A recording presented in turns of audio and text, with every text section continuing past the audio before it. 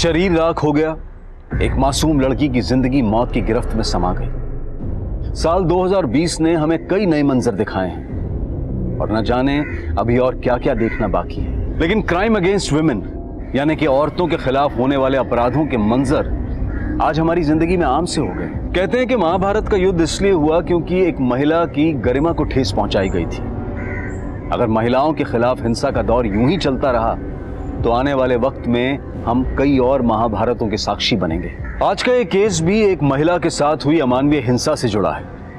UP के कानपुर शहर में घटी ये वारदात कैसे एक नेशनल इशू बनकर उभरी, आइए देखते हैं। कहते हैं प्रतिभा की कोई उम्र नहीं होती। इसी बात को कानपुर के आरपी इंजीनियरिंग कॉलेज के 3 विद्यार्थियों ने साबित कर दिखाया है। इन्होंने यूनिक स्पेस इनोवेशन की राष्ट्रीय प्रतिस्पर्धा के लिए एक थ्योरेटिकल मार्स लैंडर बनाया है। अब ये प्रोजेक्ट स्पेस रिसर्च इंस्टीट्यूट तक भी पहुंच गया है और वहाँ वैज्ञानिकों के साथ मिलकर ये विद्यार्थी रनिंग मॉडल बनाने पर काम करेंगे। रिमी, तुम इस टीम की लीडर हो, कैसा लग रहा है तुम्हें? बहुत प्राउड फील कर रहे हैं। अक्सर छोटे शहरों के बच्चों को अंडरएस्टिमेट किया जाता है। हम उम्मीद करते हैं कि हमारी ये जीत उन सभी बच्चों को प्रेरणा देगी जो छोटे शहरों से आते हैं। मुकुंद, तुम कुछ कहना चाहोगे? मैम, हमें शक था, मतलब हमें यकीन था कि हमें यकीन मैडम, मुकुंद कहना चाह रहे हैं कि हम सब ने बहुत मेहनत की इस प्रोजेक्ट को बनाने के लिए और हमारी पूरी उम्मीद है कि हम जल्दी मार्स लैंडर का मॉडल एसआरए के सामने प्रेजेंट करेंगे। मुकुंद, माइक देख के तुम ऐसे नर्वस हो गए थे जैसे तुम्हारे सामने किसी ने बंदूक रख दी हो। हाँ, हंस लो, लेकिन अगली बार देखना, अगर माइक के सामने खड़े रहेंगे ऐसा फर्राटेदार जवाब देंगे ना कि तुम भी देखते रह जाओगे। ओके। हाँ, देख लेना।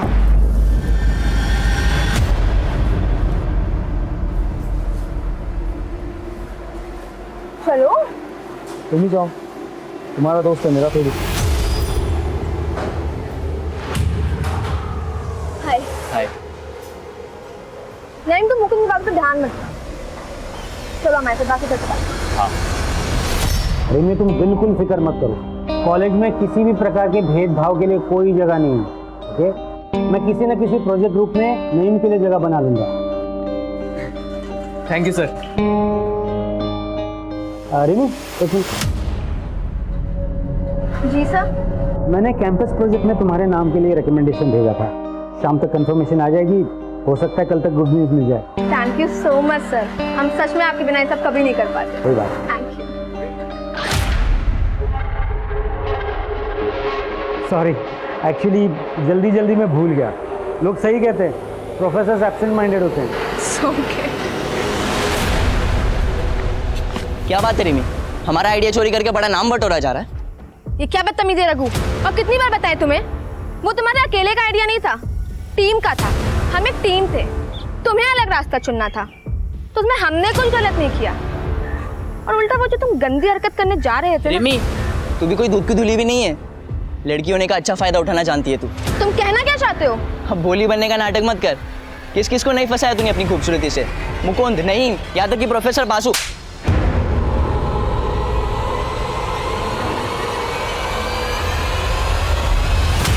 आई नहीं यार अब तक गोविंद। अबे आ जाएगी, सब्र रखो ना थोड़ा। आगे आगे आगे। सही लग रहे हैं? हाँ बिल्कुल, तुम जाओ बात करो। गोविंद का आशीर्वाद है तुम्हारे साथ, आज तुम्हारी सारी गोटियां फिट हो जाएगी। अबे रुको पंकज, गुस्सा देख रहे हो मैडम के नाक पे? आज हमारा क्या, साक्षात गोविंद का भी आशीर्वाद तुम्हारे काम नहीं आएगा। पेशेंस टेस्ट कर लिया यार लड़की ने।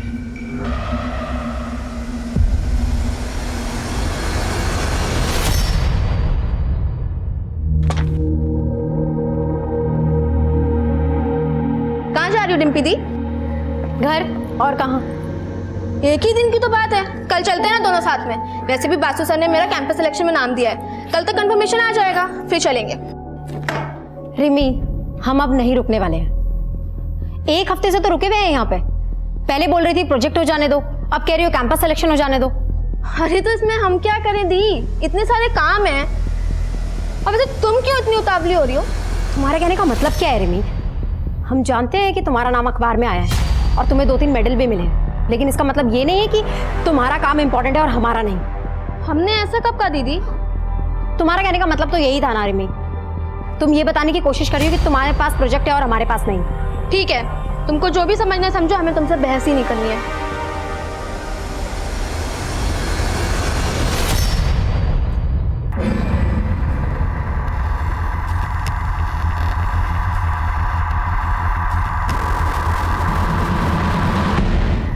बोला था ना, शी विल नॉट कम।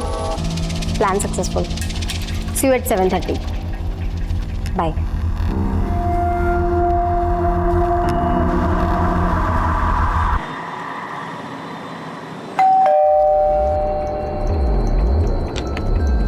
कौन है?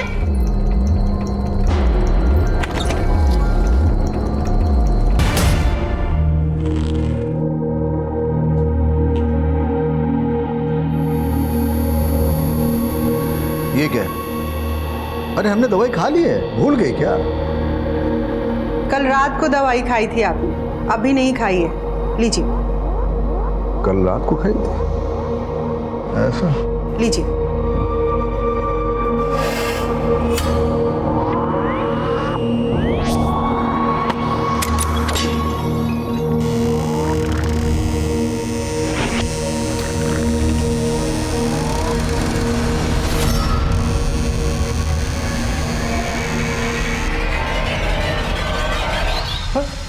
अरे डिम्पी, इतनी रात को बेटा? हाँ माँ, बस लेट हो गई थी, लेकिन आप लोग अभी तक सोए नहीं। हम आपको डिस्टर्ब नहीं करना चाहते थे, इसलिए खुद से चाबी खोल के अंदर आ गए। और रिमी कहाँ है? वो उसे कुछ काम था तो वो कल आएगी। अरे तो तुम भी और एक दिन रुक जाती, कल उसी के साथ आ जाती। उसे क्यों अकेला छोड़ दिया? अच्छा आप चिंता मत करिए, हम फोन करके देखते हैं उसको। रिमी रिमी रिमी, इस घर में तो मेरी किसी को कदर ही नहीं, सिर्फ एक ही बेटी है।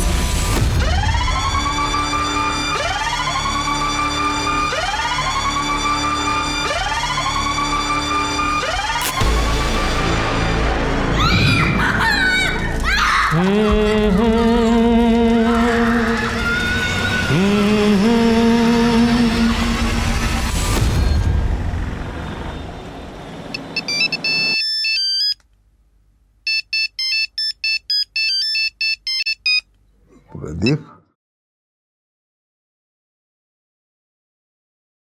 हेलो।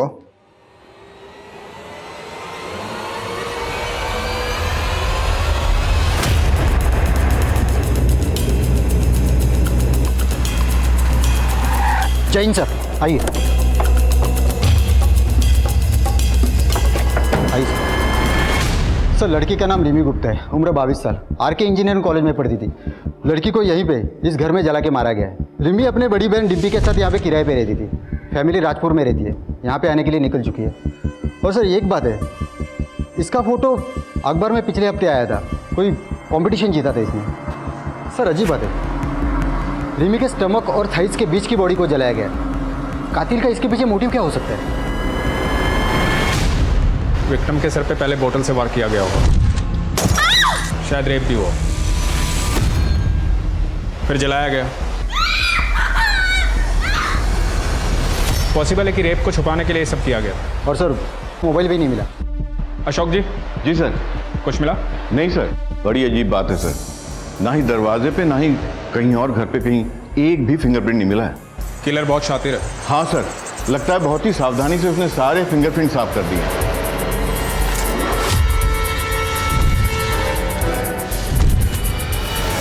सर इस घर के मालिक प्रदीप शर्मा ने सबसे पहले बॉडी देखी और उन्होंने हमें इन्फॉर्म किया। आज सुबह जब हम सैर के लिए निकल रहे थे तभी हमने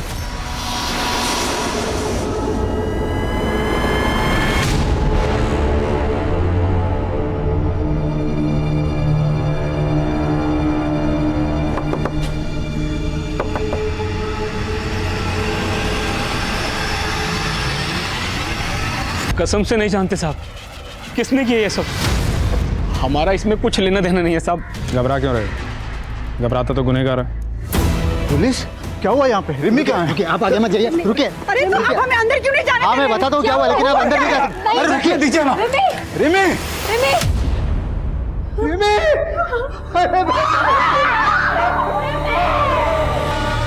मम्मी मैं बहुत लकी हूँ जो आप मुझे मिले। सर डिम्पी ने बताया रिमी का फ़ोन और लैपटॉप दोनों गायब है। और एक अजीब बात, कबर्ड पूरा खाली है, रिमी के सारे कपड़े गायब है। कपड़े? लैपटॉप और फोन गायब हो सकता है, पर कपड़े कोई क्यों चुराएगा? सर पिछले 4 सालों से मेरी दोनों बच्चियां यही कानपुर में रहती है, पर न कभी उनके कॉलेज से न मकान मालिक से कोई शिकायत नहीं आई। और हमारी रिमी तो बड़ी होनहार लड़की थी। डिम्पी, तुम रिमी के साथ रहती थी, किसी पे कोई शक, कभी कुछ हुआ हो आजकल या पहले? हाँ सर, 2 लड़के थे, वो कर सकते हैं ऐसा काम। कौन लड़के? पंकज और गोविंद, वो हमारे पीछे पड़े रहते थे। तकरीबन 1 साल पहले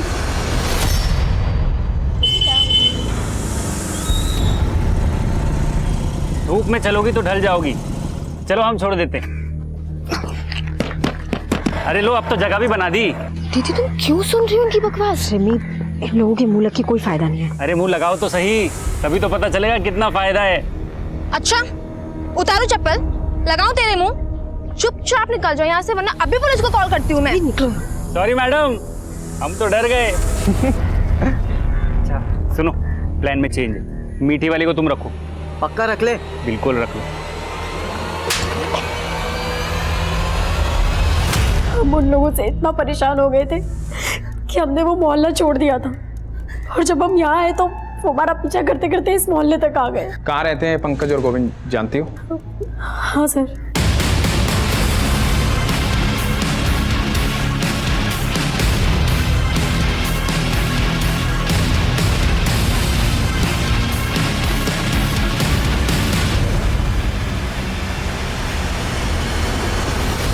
सर, पंकज और गोविंद कुछ देर पहले अपना मकान खाली करके चले गए, लेकिन उनके कोचिंग इंस्टीट्यूट का पता चला है।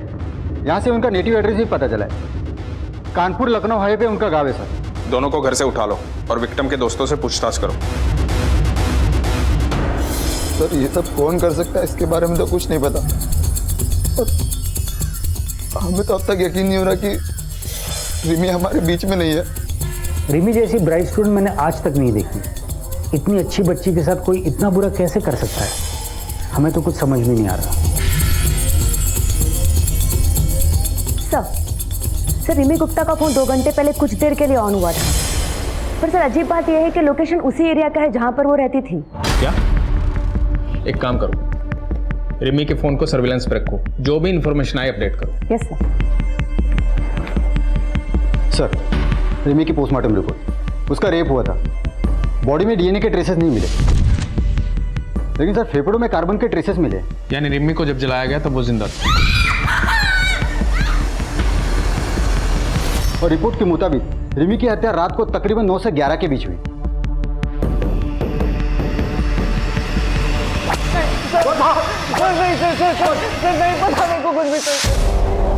बोलो। सर, मेरा उस लड़की से कोई लेना देना नहीं था, वो तो पंकज ही उसके पीछे पड़ा था। वो शाम को उसके घर पे भी गया था। सर आप उसी से पूछ लीजिए। आगे एक सवाल का जवाब नहीं देंगे। हमें यहाँ लाके ठीक नहीं किए। नौकरी जाएगी आपकी और इस हवलदार की भी। चाचा बड़े नेता हैं हमारे, आने दो उनको। वो फटकार मिलेगी, वो फटकार मिलेगी। चाचा और भतीजा नालायक, सच बोल। नहीं तो चाचा यहाँ नहीं, अस्पताल में मिलने आएंगे। हम तुमको बहुत पसंद करते हैं रिमी, आई लव यू। पर हम नहीं करते। इतनी सी बात समझ क्यों नहीं आती तुमको? अब तक हम तुमको जितना परेशान किए ना, उन सबके लिए सॉरी। अगर तुम चाहते हो ना हम तुम्हें सच में माफ कर दें, तो हमको स्टॉक करना बंद कर दो बस। चलो जाओ। इसके बाद हम वहाँ से वापस आ गए। हमें नहीं पता फिर वहाँ क्या हुआ। चाचा के भतीजे। बोल, तुम दोनों ने मारा उसे, बोल। नहीं साहब, हमें कुछ नहीं पता साहब। ऐसे नहीं बोलने का।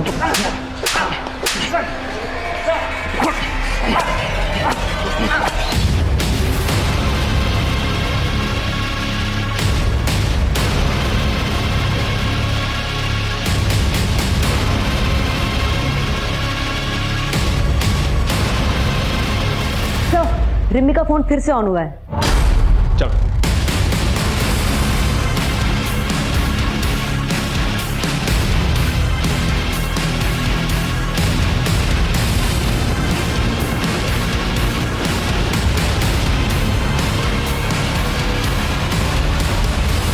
अरे पकड़ो इसे। अरे ये हमारा फोन है, फोन वापस दो। अरे रिमी दीदी का फोन अब हमारा है। अरे मेरा फोन है। पापा इन्होंने मेरा फोन ले लिया है, आप इनको बोलो ना। ये मेरा बेटा दिमाग से थोड़ा कमजोर है, प्लीज इसे छोड़ दीजिए। ये रिमी का फोन आपके बेटे के पास कैसे आया? सर, आदित्य को मोबाइल फोन चोरी करके इकट्ठा करने की आदत थी। और उस दिन पापा पापा रिम्मी दीदी रिम्मी दीदी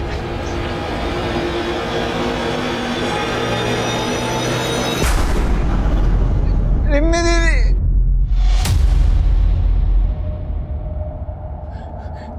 आदित्य बेटा तू घर जा। हाँ तू घर जा, बाहर मत निकलना। घर जा, जा शाबाश, घर जा। आदित्य, आप रिम्मी को जानते हो? रिम्मी दीदी? हाँ रिम्मी दीदी। क्या किया आपने उनके साथ?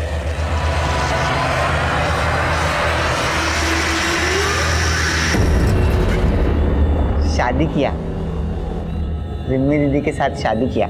क्या हुआ था उस दिन? किसने जलाया उसे? किसी को देखा था वहां?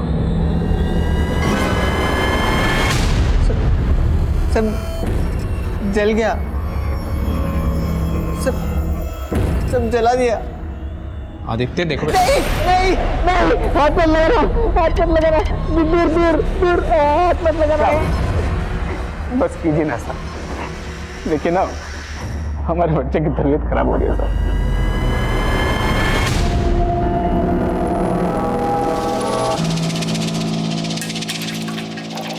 सर, आदित्य के पास हमें जितने भी मोबाइल मिले सब चोरी के थे। उसके पड़ोसी ने बताया कि पिछले 5 सालों में उनके घरों से कई मोबाइल चोरी हो गए। हम ये पता लगाने की कोशिश कर रहे हैं कि कौन सा मोबाइल किसका है। रिमी का फ़ोन अनलॉक हुआ? नहीं सर, हमने आईटी डिपार्टमेंट को बोला है। सर, आदित्य का फ़ोन स्कैन किया हमने, उसमें रिमी और डिम्पी के कई सारे फोटोज और वीडियोज़ है जो चुपके से ली गई है। ये वीडियो रिमी की मौत के 1 दिन पहले का वीडियो है। पापा इतनी जल्दी शादी क्यों करनी है? एक बार डिम्पी दी का ग्रेजुएशन हो जाने दीजिए, उसके बाद शादी की बात कर लीजिएगा। अरे 21वें साल में ग्रेजुएशन हो जाती है सबकी। तेरी दीदी जो है कुछ महीनों में 25 की हो जाएगी। अब तक ग्रेजुएशन नहीं हुआ उसका, अब कब तक पढ़ती रहेगी? आपने अपने बयान में लिखवाया था कि आप रिमी से 2 हफ्ते पहले मिले थे। ये वीडियो रिमी की हत्या से 1 दिन पहले का है। मतलब आप कहना क्या चाहते हैं? मतलब आप हम पर शक कर रहे हैं? देखिए हम भी पुलिस में थे। आपको ये कहना कि हम ही ने हमारी बेटी को, देखिए हम 2 हफ्ते पहले मिले थे रिमी से। झूठ मत बोलिए इंद्रजीत जी, सबूत है हमारे पास। तो क्या सबूत है? ये क्या सबूत दिखा रहे हैं? हम जो बोल, हम झूठ बोल रहे हैं क्या? बताइए। 1 मिनट सर, हमारे पापा अल्जाइमर के पेशेंट हैं, वो अक्सर चीज़ों को भूल जाते हैं। अरे हमने दवाई खा ली है, भूल गई क्या? कल रात को दवाई खाई थी आपने, अभी नहीं खाई है। इसी बीमारी के चलते पुलिस डिपार्टमेंट ने उन्हें जल्दी रिटायर करा था। वो झूठ नहीं बोल रहे, वो इस घटना को भूल चुके हैं। ठीक है। इंद्रजीत, आदित्य और प्रदीप और वो दोनों लड़के गोविंद और पंकज, इन सब के काले चिट्ठे निकालो। कातिल इनमें से कोई है। सब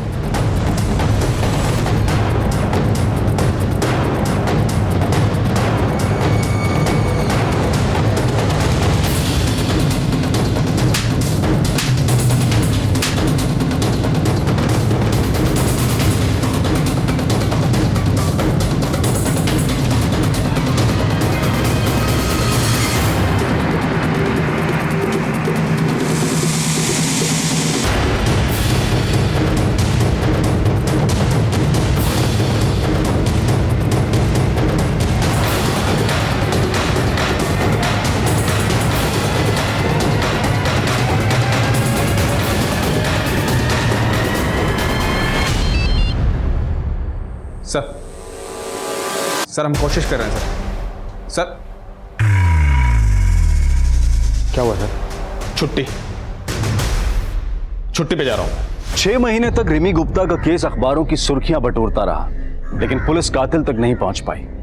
अब पुलिस की क्षमता पर सवाल उठने लगे थे। हालात की गंभीरता को देखते हुए सीनियर ऑफिसर्स ने इस केस को एक स्पेशल इन्वेस्टिगेटिंग डिपार्टमेंट को सौंपने का फैसला लिया। पहली टीम के मुताबिक रिमी घर में अकेली थी और उसके सर पर किसी ने बियर की बॉटल। अगर ये केस हमें पहले ही मिल जाता तो शायद कुछ हाथ भी लगता।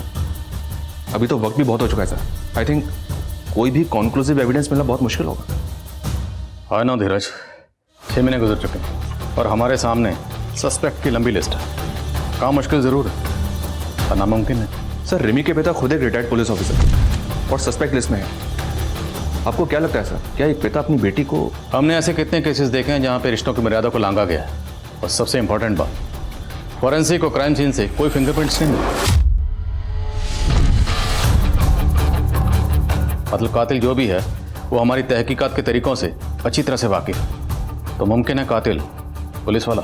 और सर दूसरा सस्पेक्ट आदित्य गुप्ता, मकान मालिक प्रदीप का बेटा। और प्रदीप के मुताबिक उसका बेटा आदित्य स्टेबल है। रिमी का फोन आदित्य के पास मिला, राइट? Right sir. और हमारे मेन सस्पेक्ट्स हैं पंकज और गोविंद।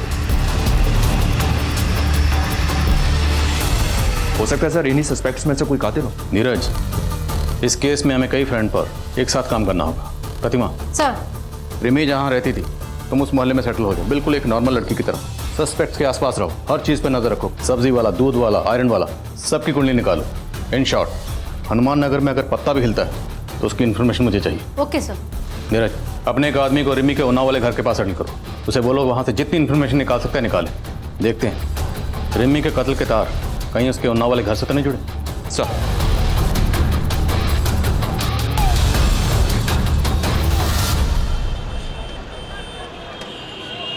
एक पिता अपनी बेटी को सपनों की ऊंची उड़ान उड़ता हुआ देखना चाहता था, लेकिन आज उसकी तस्वीर के सामने बेबस और लाचार खड़ा हुआ है। कभी खुद पुलिस डिपार्टमेंट का हिस्सा रहे इंद्रजीत गुप्ता आज अपनी बेटी को ही न्याय दिलाने के लिए दर दर भटक रहे हैं।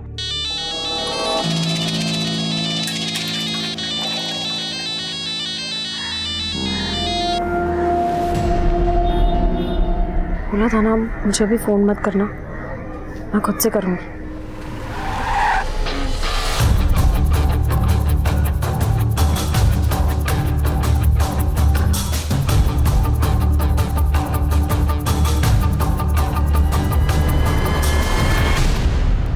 सर हम कौन सी नई बात बताए अब आपको? जो कुछ भी हमें मालूम था सब तो बता दिया। फिर भी कोई ऐसी बात जो आप लोग बताना भूल गए हो? कुछ भी, कोई भी छोटी बड़ी बात रिमी से जुड़ी हुई? सर, आदित्य हमारे लैंडलॉर्ड का बेटा अक्सर अजीब हरकतें किया करता था। पहले हमने इस बारे में कभी ध्यान से सोचा नहीं, लेकिन अब सोचते हैं तो लगता है कि अब क्या लगता है? ऐसा लगता है कि रिमी के लिए उसके अंदर एक जुनून और एक दीवानापन था। अरे डिम्पी, तू कब आई कॉलेज से? रिमी कहाँ है? ये लोग कौन? हमारे पापा अल्जाइमर के पेशेंट हैं, वो अक्सर चीज़ों को भूल जाते हैं।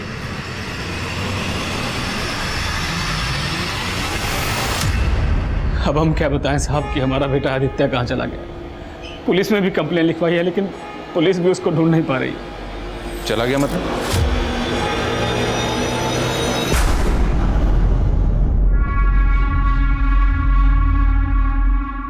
आदित्य बेटा यहाँ कहाँ बैठा है?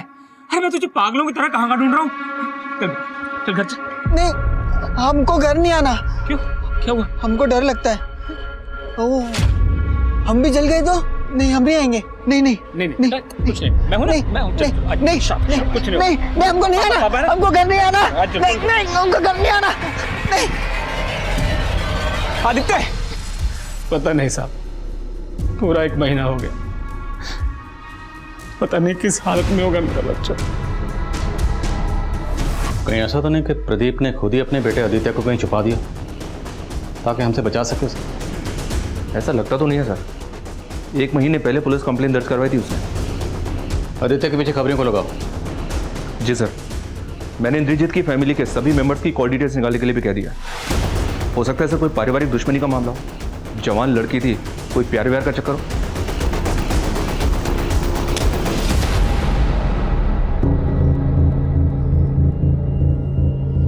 रिमी का कत्ल हनुमान नगर में हुआ जहां पर वो किराए पर रहती थी। उस वक्त उसके पेरेंट्स उन्नाव में थे। रिमी एक कॉलेज स्टूडेंट थी और आजकल के बच्चे अपनी पर्सनल बातें अपने फैमिली मेम्बर्स की बजाय अपने फ्रेंड्स से ज़्यादा शेयर करते हैं। लेकिन पिछली टीम ने ना तो रिमी के किसी दोस्त के बारे में, ना टीचर के बारे में और ना ही कॉलेज के बारे में कोई इन्फॉर्मेशन नहीं दी। और मुझे लगता है कि तहकीकात का सबसे बड़ा लूप होल यही है।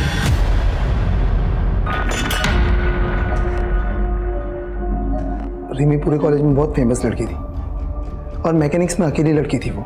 स्टार्टिंग में सबने उसका बहुत मजाक उड़ाया, लेकिन फिर जब हमारा प्रोजेक्ट मास लैंडर रिसर्च के लिए फाइनल हुआ तब सबकी बोलती बंद हो गई। मुकुंद, क्या कॉलेज में कोई ऐसा है जो रिमी की सक्सेस से जलता था? सर रघु।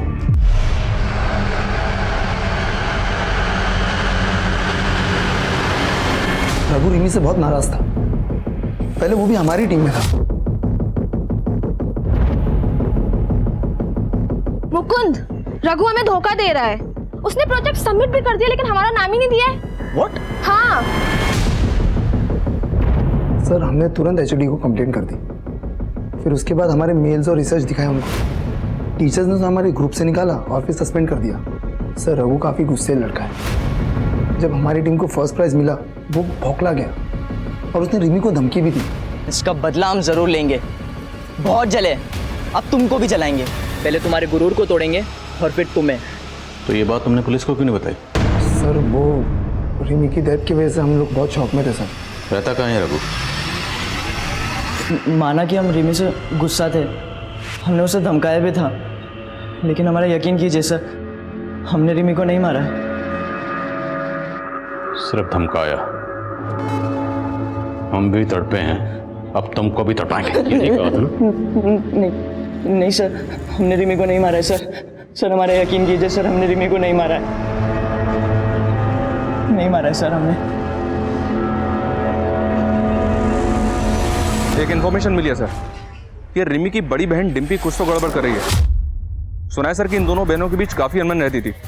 मोहल्ले वालों ने बताया कि जिस रात रिमी का मर्डर हुआ था उस रात ये रिमी के घर को छोड़कर अपने घर चली आई थी और इसको छोड़ने के लिए कोई लड़का आया था। डिम्पी को छोड़ने को लड़का आया था? ये खबर पक्की है? जी सर, मैंने 2-3 पड़ोसी से कंफर्म किया है। उनका कहना है कि उन्होंने खुद अपनी आंखों से देखा था।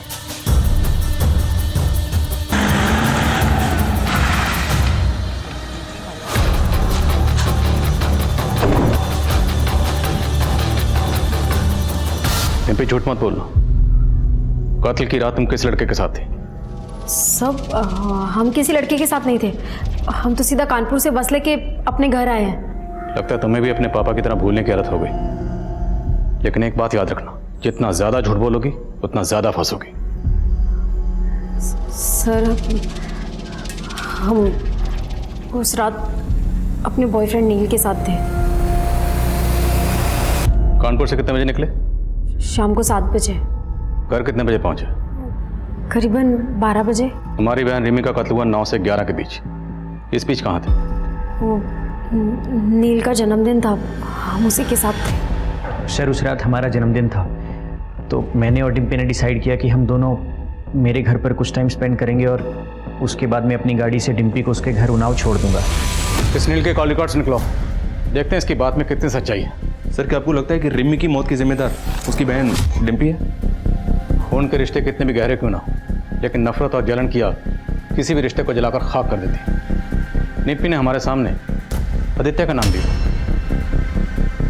हो सकता है उसने खुद से और अपने बॉयफ्रेंड नील से ध्यान हटाने के लिए किया। तो रिमी की मौत की वजह डिम्पी की जलन है, बात कुछ और है। पंकज और गोविंद पिछली टीम के ये प्राइम सस्पेक्ट थे, लेकिन इन दोनों का नाम भी डिम्पी ने लिया था। उठाओ इन दोनों। तुम्हारी वजह से मैं यहाँ बार बार लाया जा रहा है। हमें भी पता है तुम हमें दोस्त दोस्त बोल कर ना हमारे आगे पीछे काहे घूमते हो, समझे? अब ज्यादा जबान चलाई ना तो उखाड़ के जेब में डाल देंगे। क्या बोले बे? क्या करोगे बे? अबे एक तो गलती तुम करो, सदा हम भुगते हैं। हाँ, सब तुम्हारे।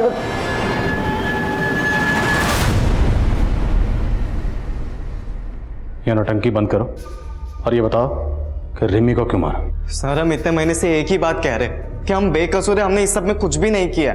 एक बात अच्छी तरह से समझ लो, तुम लोगों को तब तक चैन की सांस नहीं मिलेगी जब तक कातिल पकड़ा नहीं जाता। इसलिए सोचो, अच्छी तरह से सोचो। सर, एक लंबा सा लड़का था जिसका रिमी के घर पे आना जाना लगा रहता था हमेशा। और सर, जिस दिन ये सब कुछ हुआ उस दिन शाम को भी आया था वो।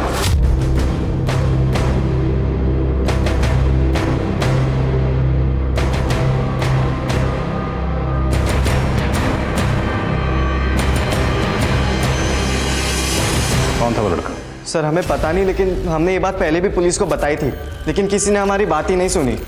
स्केच बनवा सकते उसका? नहीं सर, मैं उसकी स्केच नहीं बनवा सकता। मैं उससे काफ़ी दूरी पे खड़ा था और उसका पीठ था मेरी तरफ, लेकिन सर वो लंबा था और उसके पास एक AKS ब्रांड की बाइक थी।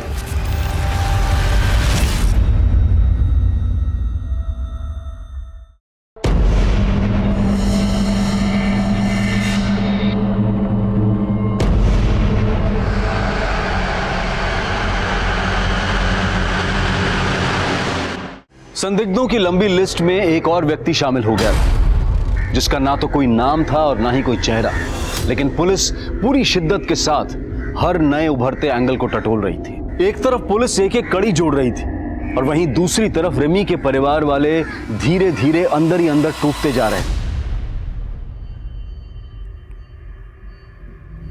पापा, थोड़ा सा खाना खा लीजिए। नहीं खाना है हमें। तुम अगर रिमी को अकेला नहीं छोड़ के आती तो आज ये सब कुछ नहीं होता, लेकिन इसे आके उस लड़के के साथ आवारागर्दी जो करनी थी, छोड़ा ही हमारी रिमी को अकेला। इसी की वजह से हुआ है सब कुछ, इसी की वजह से। वो खाना खिला रही है हमें।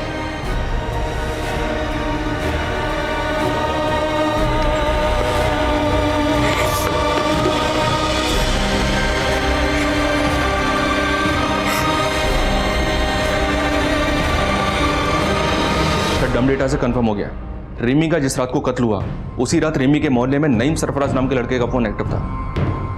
नईम सरफराज ये रिमी का दोस्त है ना? हाँ सर, हम उस शाम रिमी के घर गए थे, उसे कॉन्ग्रेचुलेशन कहने। उसका कैंपस सिलेक्शन जो हो गया था। रिमी के तो और भी बहुत दोस्त थे, तो सिर्फ तू ही क्यों गया?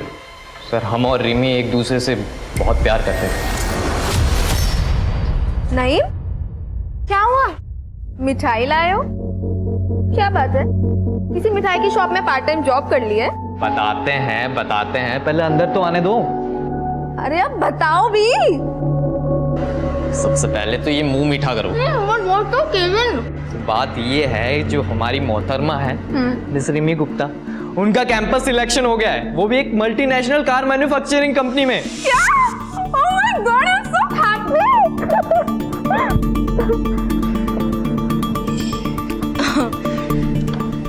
थैंक यू बताने के लिए। चलो अभी तुम जाओ। सुन बे हीरो, अगर तू और झूठ बोलेगा ना तो यहाँ से नहीं निकल पाएगा। अब सच बोलेगा या हम सच बुलवाएं? सर हम सच कह रहे हैं। भाजी ले लो, सब्जी ले लो। बहन जी, हमारे बेटे को काम पे रख लो ना। नहीं नहीं, अब मुझे किसी भी काम की जरूरत नहीं है। रख लो बहन जी, पैसे की बहुत जरूरी है। सब ऐसे ही बोलते हैं। मेरे सामने बैठ के रोता था राजू, देखो क्या हुआ, 2 महीने का एडवांस लेकर भाग गया। अरे सीता दीदी, तुम्हें भी कोई बेवकूफ बना सकता है? ये बात मैं नहीं मान सकती। मैं भी ऐसा ही सोचती थी कि मुझे कोई नहीं बना सकता है, पर ये राजू बड़ा ही चालाक निकला। कौन है ये महान हस्ती? जरा मुझे भी दर्शन कराओ उस राजू के।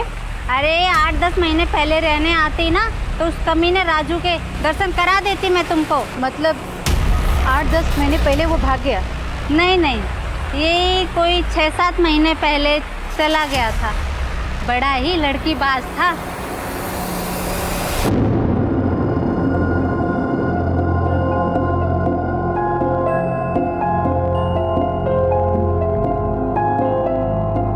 ए राजू, कहाँ जा रहा है?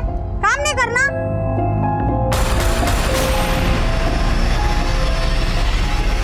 भले ही दावे के साथ कुछ नहीं कहा जा सकता, लेकिन धीरज, फिर भी इस लीड को इग्नोर नहीं कर सकते। लेकिन सर, इस आदमी के बारे में हमें और कुछ नहीं पता है। ना कोई नंबर है, ना कोई एड्रेस है। डम डेटा के डिटेल्स में भी किसी भी प्रोफाइल से मैच नहीं करता। मोहल्ले के सब्जी वाले के अलावा किसी ने इसके बारे में कुछ नहीं बताया। प्रतिमा, तुम श्योर हो वो सब्जी वाली सच बोल रही है? सर इतने नामों को हमने टटोला, इस आदमी को भी टटोल कर देख लेते हैं। एक काम करो, कत्ल के 7 दिन पहले का डम डाटा निकालो, उसमें जितने भी प्रोफाइल्स हैं सारे प्रोफाइल से स्केच मैच करो, शायद कुछ मिल जाए। और मोहल्ले में भी सबको ये स्केच दिखाओ, शायद कोई क्लू मिले।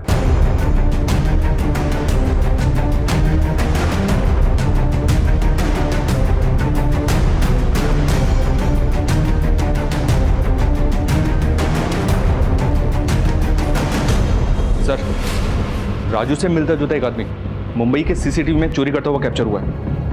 मुंबई पुलिस ने इसके साथी को तो पकड़ा, पर यह भाग गया। मुमकिन है यही शख्स रिमी का कातिल हो। हमें मुंबई चलना होगा। ये उस चोरी का सीसीटीवी फुटेज बहुत ही ग्रेनी है, पर शायद आपके काम आ जाए। और एक बात, आप जिसे राजू कह रहे हैं उसका असली नाम योगेंद्र है। उसी का साथी गौतम ने हमें खुद बताया। हम गोरखपुर के रहने वाले हैं साहब, और योगेंद्र हमसे कुछ महीनों पहले कानपुर के स्टेशन पे मिला था।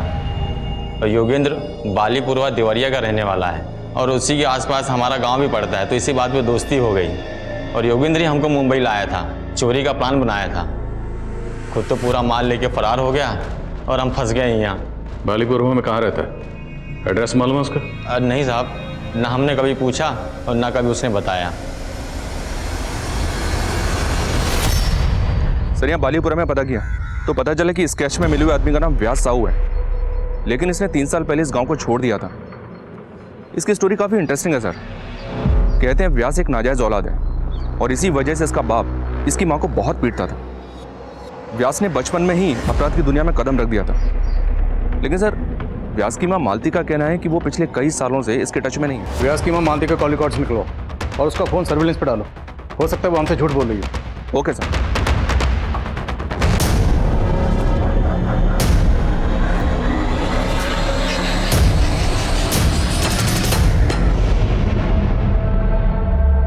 सर, व्यास की माँ मालती को लखनऊ से एक नंबर से 3 बार कॉल आया है।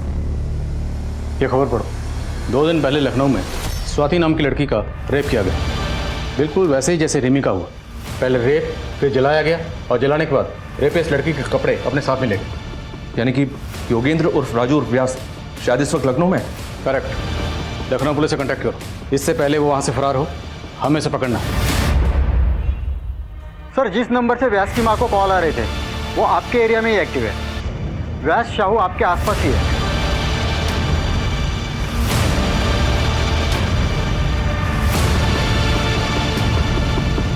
सर, वो आ रहा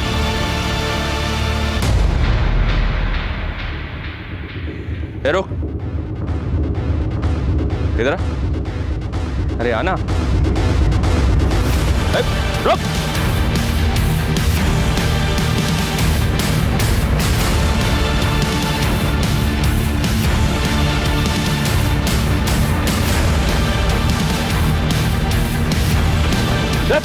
उधर। राजू उर्फ योगेंद्र उर्फ व्यास साहू, बहुत शौक है ना तुझे लोगों को तड़पाने का। अब तू तड़पेगा।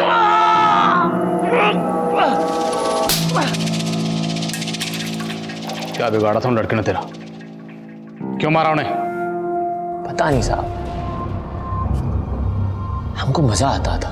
हम सोचे कि सब लोग अपने मन का करते हैं तो हम भी करेंगे, इसीलिए किया सब। रिमी, उसे क्यों मारा और कैसे मारा? वो पसंद आ गई थी साहब हमको। एक दिन हम उस लड़की के घर के बाहर खड़े थे, हमने देखा कि उसकी बहन सामान लेके बाहर जा रही है, तो चले गए साहब उसके घर में। कौन है? पुलिस तहकीकात कर रही थी साहब। तो हम कुछ दिन के बाद की ट्रेन पकड़ के मुंबई पहुंच गए। तो कानपुर स्टेशन पे हमारी मुलाकात हुई गौतम से। हम दोनों ने मिलकर खूब चोरियां की साहब। तो जो कीमती सामान चुराता था उसका क्या करता था? वो तो हम लोकल चोर बाजार में बेच देते थे साहब। और वो लड़कियों के कपड़े वो क्यों चुराता था? खुशबू आती थी साहब, हमारे शिकार की खुशबू। लड़कियों के कपड़े ओढ़ के सोने का मजा ही अलग है साहब। अब तुझे मजे हम दिलाए।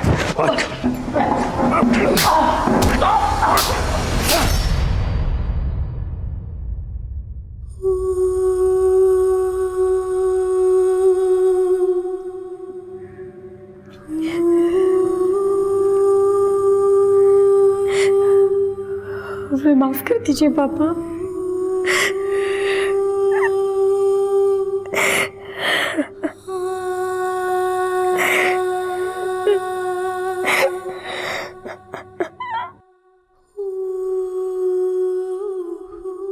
व्यास से आगे पूछताछ करने पर पुलिस को कई चौंका देने वाली जानकारियां मिली।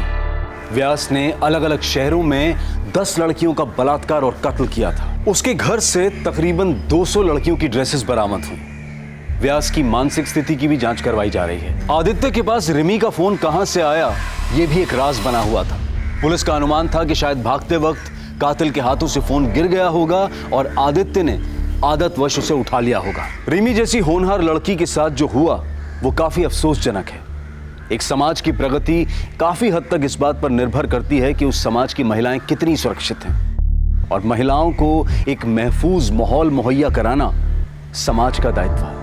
अगर आज के दौर की बात करें तो CCTV cameras, alert security staff और डे नाइट पेट्रोलिंग, ये सभी चीजें क्राइम अगेंस्ट वुमेन पर काबू पाने के लिए बहुत ही असरदार साबित हो सकती हैं। हर राज्य, हर जिले, हर गांव, हर शहर की पुलिस को इन मुद्दों पर ध्यान देना चाहिए ताकि हमारे देश की महिलाएं डर और दहशत के माहौल से परे आत्मविश्वास की जिंदगी जी पाएं। अब मैं अनूप सोनी आपसे विदा लेता हूं। फिर मुलाकात होगी क्राइम पेट्रोल सतर्क में एक और नए केस के साथ। तब तक अपना और अपने परिवार का ख्याल रखें, सतर्क रहें, सुरक्षित रहें और देखते रहें क्राइम पेट्रोल सतर्क। जय हिंद।